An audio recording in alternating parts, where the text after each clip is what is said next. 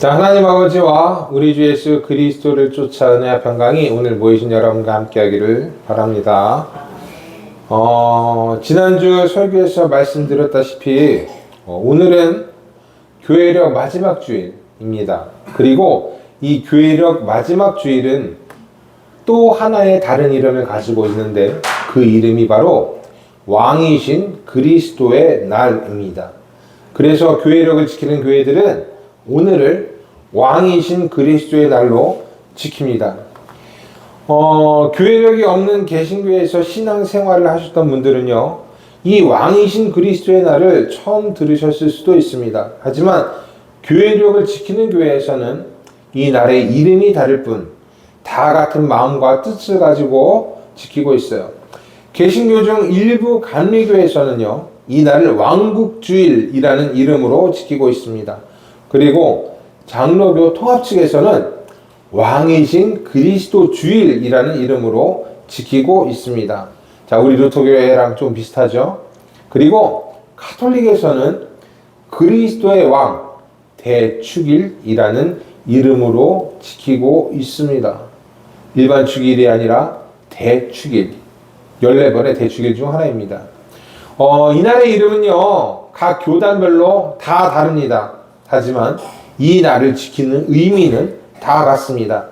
우리는 모두 그리스도의 백성이고 그리스도만이 우리의 왕이라는 뜻입니다. 그리고 이 날은 1925년 세계의 평화를 위해 처음 만들어졌습니다. 왕이신 그리스도의 날이 정해진 1925년은 1차 세계대전이 끝난 후였습니다. 전쟁으로 인해 유럽의 수많은 나라들은 궁핍해졌고, 이로 인해 각 나라는 백성들을 향해 애국심을 고취시켰습니다. 그러다 보니까 뭐가 발달해요?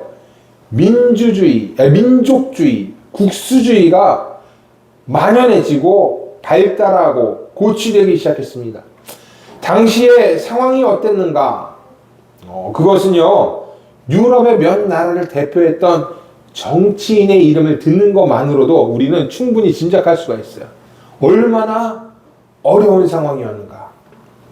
소련의 스탈린, 독일의 히틀러, 이탈리아의 무솔리니.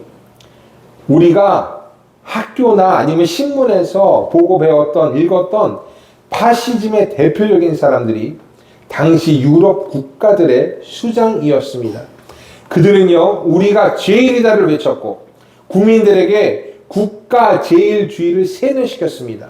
그로 인해서 유럽 국가들은 국가 간의 경쟁을 넘어서 서로를 적대시하고 차별했습니다. 독일인은 독일인들끼리, 러시아인들은 러시아인들끼리, 이태리 사람은 이태리 사람들끼리 뭉쳤습니다. 혈통과 출신으로 차별했고 서로를 적으로 여겼으며 극단적인 인종차별을 했어요. 이런 모습이 바로 1차 세계대전 후 유럽의 상황이었습니다. 그만큼 전쟁이 가져다준 세상은 냉혹했던 것이에요. 언제든 전쟁이 일어나도 이상할 것이 없던 상황 속에서 1925년 교황 비오 11세는 각 나라의 주교들에게 회칙을 보냅니다. 이 회칙이라는 것은 전 세계 주교들과 신자들을 대상으로 교황이 직접 권고하는 문서이고, 이 문서에서는 주로 교리와 윤리, 사회적 문제들을 다룹니다. 교황 비오 11세는 이 회칙에서 왕이신 그리스도의 날을 교회력에 첨가하자고 말합니다. 그 이유는 개인과 국가가 그리스도의 통치를 거부하고 있기에 국가 간의 평화가 없다는 것이에요. 그래서 이 날을 정하고 우리가 함께 지키면 민간인만이 아니라 국가의 수장들도 그리스도의 통치를 따르게 될 것이고 평화가 찾아오게 될 것이다 라고 교황 비오 12세는 말합니다. 이 회칙으로 인해 왕이신 그리스도의 날이 정해졌고 가톨릭 교회력 안으로 이 날이 들어오게 됩니다. 그리고 가톨릭 교회는 극단적인 민족주의와 차별을 넘어서자는 의미로 이 날을 개정하기 시작했고, 다른 개신교회들도 이 정신에 함께 동참해요. 가톨릭만 한 게 아니라 다른 개신교회들도 이 정신에 동참합니다. 그리고 개신교의 대표적 우리 루터교회도 이 정신에 참여해서 오늘을 왕이신 그리스도의 날로 지키고 있습니다. 이날은 처음에는 10월 마지막 주일에 지켜졌어요. 그러다가 1969년 대림절 전주일로 바뀌게 되었고, 그 이후로 쭉 대림절 전주일을 왕이신 그리스도의 날로 지키고 있습니다. 우리 모두의 왕은요, 예수 그리스도입니다. 그리고 예수님 안에는 적대하고 차별하는 것이 없고 국가주의도 전체주의도 없습니다. 모두가 평등하고 모두가 평화의 왕을 따르는 백성입니다. 그래서 우리 모두는 너와 나 할 거 없이 예수님 안에서 평화할 수가 있는 것이에요. 이것을 꼭 기억하는 여러분들이 되시길 바랍니다. 왕이신 그리스도의 날인 오늘 우리에게 주어진 복음서는요, 예수님의 십자가 장면입니다. 이 복음서를 통해 우리는 십자가에 달린 왕이 이 세상을 향해 무슨 말씀을 하고 계신지를 알게 될 것이에요. 오늘의 복음서에서 예수님께서는요, 십자가를 지고 가십니다. 그리고 그 뒤로는 백성들과 여자들이 예수님을 울면서 따릅니다. 그런데 예수님은 이를 보시고 이렇게 말씀하세요. 28절에서 29절에 있는 말씀입니다. 예루살렘의 딸들아, 나를 위하여 울지 말고 너희와 너희 자녀를 위하여 울라.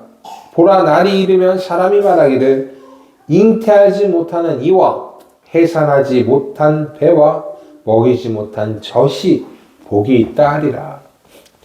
이 말씀은요, 앞으로 일어날 유대와 로마의 전쟁을 예견하고 말씀하신 것이에요. 유대인들은요, 자신들의 욕심에 쌓여서 반란을 일으킬 것입니다. 그리고 그 반란은 예루살렘의 로마의 군대를 불러들일 것이고 전쟁을 일어나게 할 것입니다. 이로 인해 사람들은요, 큰 위험과 어려움에 빠지게 됩니다. 자신들이 위험에 빠질 뿐만 아니라 그들이 낳은 자녀들도 위험에 지게 되는 것이에요. 여자들은 자신들이 낳은 자녀들이 전쟁에서 죽임을 당하는 것을 보게 될 것이고, 차라리 자녀를 낳지 않은 사람들이 복이 있다라고 말하게 될 것입니다. 그래서 예수님은요, 자신을 위해 울지 말고 너희와 너희 자녀를 위해서 울라라고 말씀하십니다. 평화의 왕에 못 박은 유대인들의 욕심이 전쟁까지도 불러오게 되었던 것이에요. 그리고 아이러니하게도 이 일은요, 약 1900년 뒤에 다시 일어납니다. 교황 비오 11세가 평화의 왕을 따르기 위해 왕이신 그리스도의 날을 세웠고 많은 교회들이 동참했지만 욕심에 쌓인 사람들은요, 이를 따르지 않았습니다. 그들은 평화를 원하지 않았습니다. 자신의 욕심을 원했습니다. 그 결과 얼마 지나지 않아서 세계 2차 대전이 발발합니다. 1차 세계대전보다 더 많은 나라들이 전쟁에 참전했고 더 많은 사람들이 죽임을 당했습니다. 얼마나 많은 사람들이 죽었을까요? 그 숫자를 5천만 명에서 8천만 명으로 봅니다. 수천만 명의 사람들이 세계 2차 대전에 죽었고 유럽의 경제는 땅 끝까지 추락했습니다. 모두가 자신들의 욕심에 의한 것이었어요. 평화를 원하지 않는 자들의 끝은 멸망이었습니다.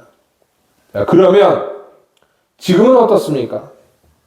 근래에도 여러 나라에서 전쟁이 일어나고 있습니다. 심지어 종교의 가르침으로 인해 일어난 전쟁도 있었습니다. 우리의 하나님뿐만 아니라 이슬람의 하나님, 유대교의 하나님, 힌두교의 여러 신들이 평화를 말하고 있음에도 불구하고 이 전쟁이란 건 멈추지 않고 있어요. 기독교 국가라고 말하는 나라에서도 여러 전쟁에 참여하고 있습니다. 과연 우리 인간들은 하나님을 하나님으로서 섬기고 따르고 있는 것일까요? 평화를 말씀하시는 예수님을 우리는 왕으로 섬기고 있는 것이나 한 것일까요?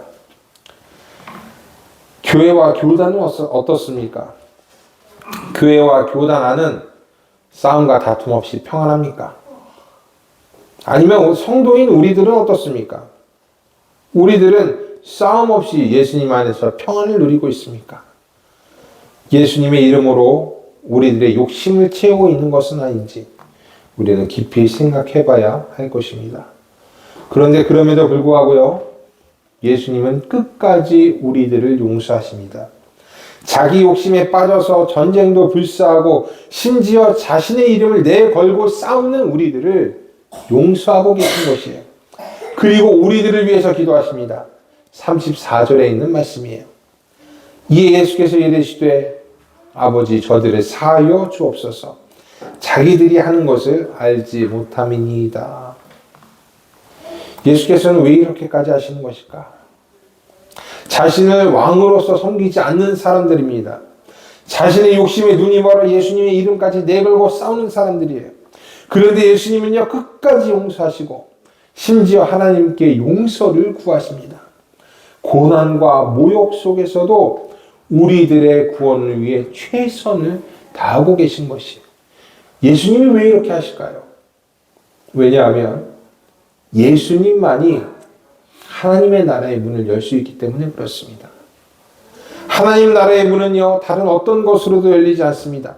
전쟁으로도 열리지 않아요. 욕심으로도 열리지 않습니다. 반대로 선행으로도 업적으로도 어떤 것으로도 열리지 않습니다.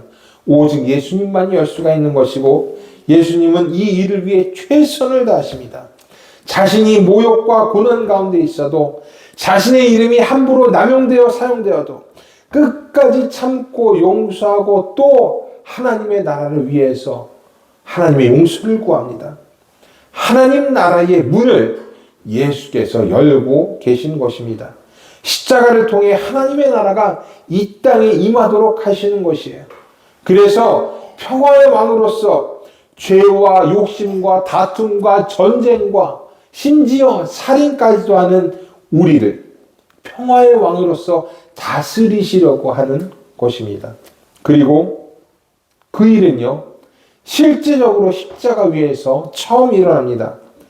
예수님께서 십자가에 함께 매달린 행악자 중 한 명을 하나님의 나라로 들이셨기 때문이에요. 예수님께서 십자가에 달릴 때 예수님 혼자만 십자가에 달린 거 아닙니다. 두 명의 행악자, 사형을 받을 만한 죄수들도 십자가에 달립니다.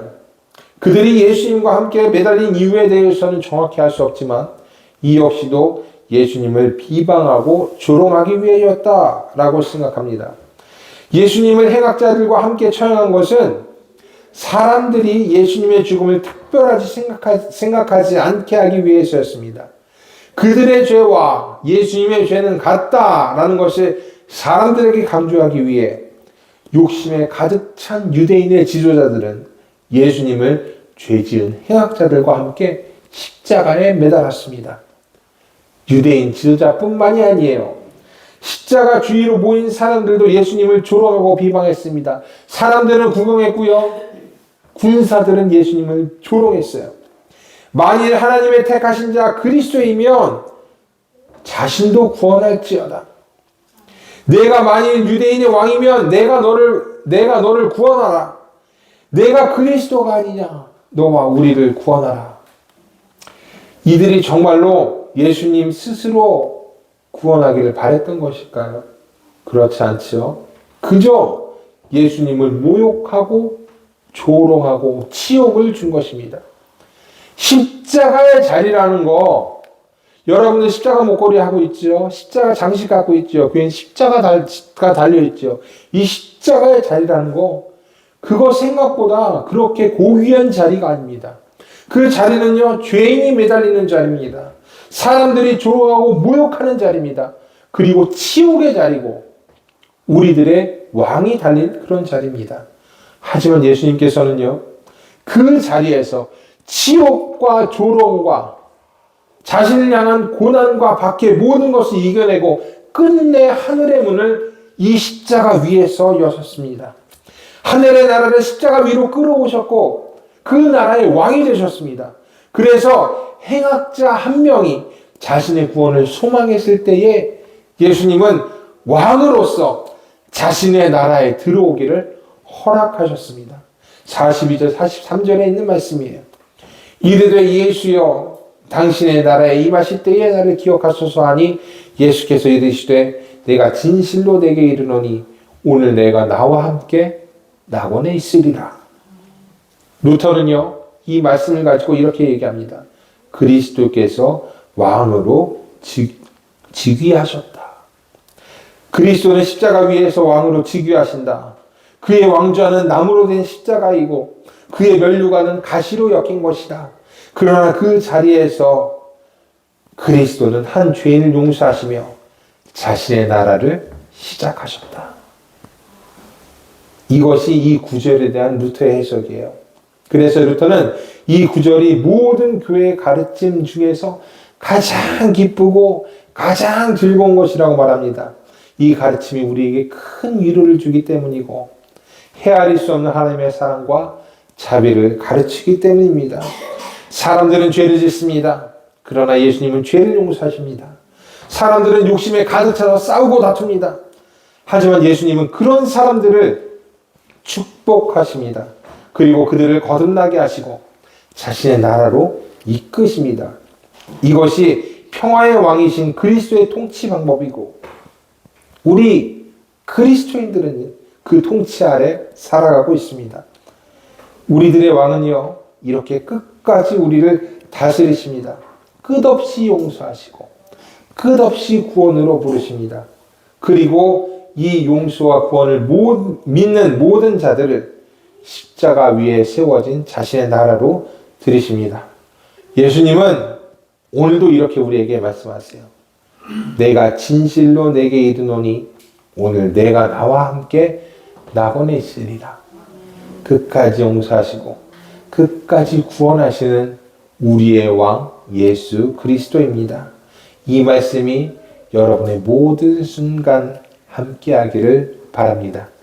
언제든지 함께 하시고 어려울 때, 힘들 때, 심지어 우리가 죽음의 문 앞에 있을 때 내가 나와 함께 낙원에 있으리라 라는 이 말이 여러분들을 이끌어 하나님의 나라로 드리는 말씀이 되기를 주님의 이름으로 축원합니다. 모든 지각에 뛰어난 하나님의 평강이 그리스도 예수 안에서 여러분의 생각과 마음을 지키시기를 바랍니다. 아멘. 기도하겠습니다.